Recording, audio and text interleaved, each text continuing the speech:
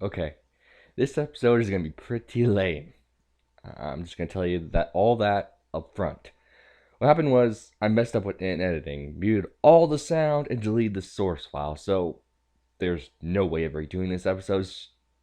I mean, sure I could start a new save file, but I just don't want to go through all that hassle. So instead, I'll give you a recap plus something else, which I'll explain at the end. So stay tuned. In this episode, we meet our two new party members, Fran and Balthier. The ever so wise Balthier showed us all about gambits. I've explained this in an early episode, but I'll go further into it here. Basically, it's programming the AI. There are three parts you should know about gambits: priority, condition, and action. Priority is how important the gambit is. The higher up on the list of gambits, the more likely it will be used. You'll want your healing abilities at the top of all your gambit list. Next is condition. Condition is basically what needs to happen for your character to perform the selected action of the gambit. For example, let's say you want one of your characters to be a healer for the rest of the party. The condition you would most likely use is one such as ally HP equal to or less than 50%. So that means if a character's health drops below 50%, the healer will perform a selected action for that gambit. These actions could be anything that you could use in combat, from attack, magic, techniques, and even items. To get new gambits, they sell them in shops in most major cities. They're very cheap, they're 50 to 100 gil, so I recommend buying every single new one you come across. You'll also find them littered around in treasure chests. And if you're worried about money, I've got some advice. Have someone steal at all times. I know this sounds ridiculous, guys, but when you have like 60 of something and you sell it in the market, you're loaded. You don't have to worry about cash ever again. And I'm sure you may take a hit on your damage scores, but it's worth it. Gambits can be very important to this game because it makes the turn-based style of this game so much smoother. And with all the grinding that happens within this game, you want to somehow lighten the load on everything, especially in dumb fights. I mean, if you make a good strategy using gambits, then you'll only have to just move your character near an enemy, and they do the rest of the work themselves. So yeah, that's my take on gambits. I will actually go into further explanation whenever I have a new gambit outline. But until then, yeah, back to the recap. After venturing further into the sewers, we come across another character, Miss Sexy Longlegs, also known as Amalia. She's part of the resistance that attacked the palace. She joins the group as a guest, which is basically a party member, except we have no real control over her. So yeah, she isn't too happy with us being thieves.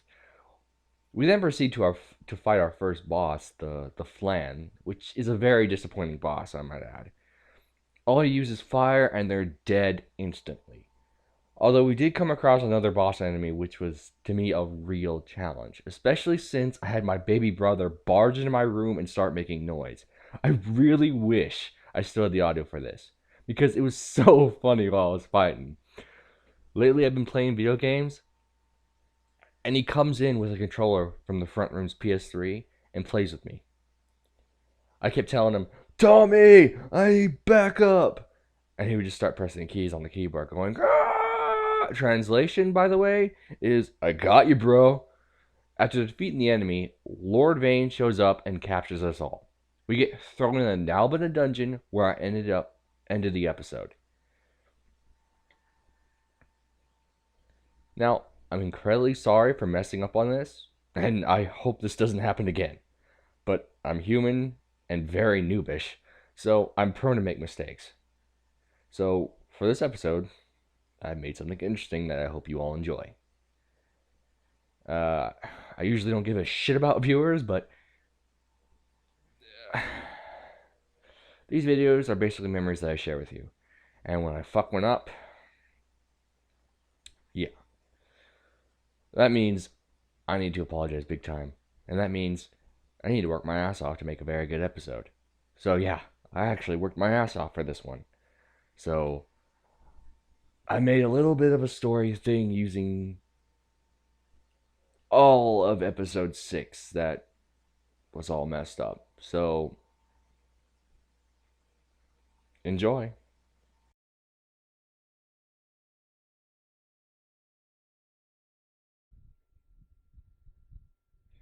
I'm tired of these motherfucking rats in this motherfucking game. But rats are good for starting levels, you know. but just once, I'd like a boss fight to break in between these hordes of trash mobs. You get your wish.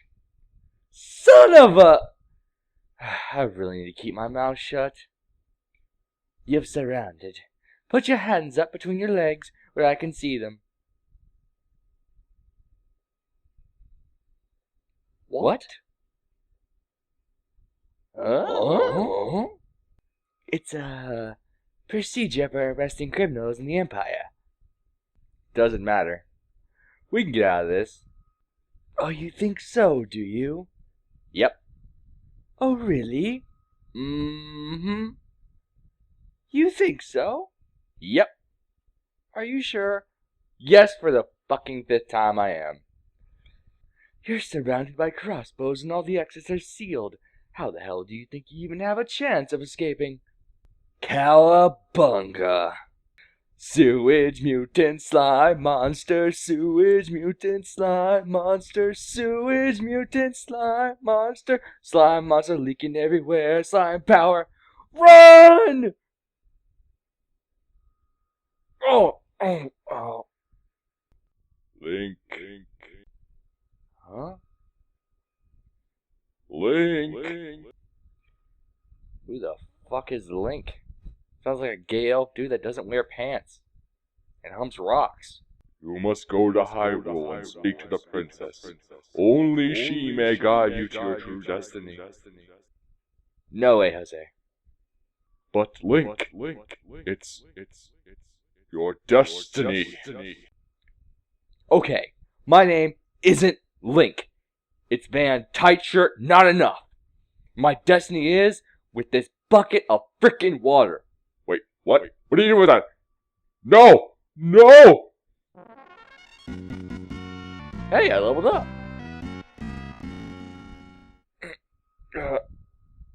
Hell. Was that just a dream? Hey there, good looking.